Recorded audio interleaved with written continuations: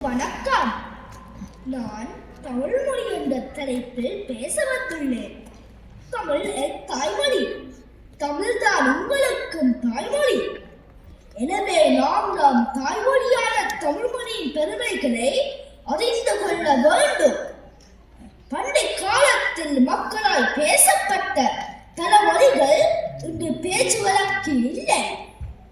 இம்மொழிகளே பழங்காலம் முதல் இன்று வரை பேசப்பட்டும் எழுதப்பட்டு வருகின்றன. அவற்றில் ஒன்று தமிழ் மொழியாகும். மேலும் தமிழ் மிகவும் பழமையான மொழி. பல ஆயிரம் ஆண்டுகளுக்கு முன்பே தமிழ் மொழி பேசப்பட்டது.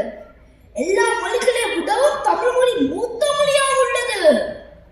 தமிழ் மொழியில் தொல்காப்பியம் முதலான பல இலக்கண நூல்களும் சிலப்பதிகாரம் மணிமேகலை போன்ற காப்பியங்களும் திருக்குறள் நாலடியார் போன்ற அறநூல்களும் சமயம் சார்பான இலக்கியங்களும் ஏராளம் உள்ளன. நம் தாய்மொழியால் தமிழ் மொழியை நாம் பேணி காக்க வேண்டும். தாய் தமிழை காப்பதும் வளர்ப்பதும் நமது கடமையாகும்.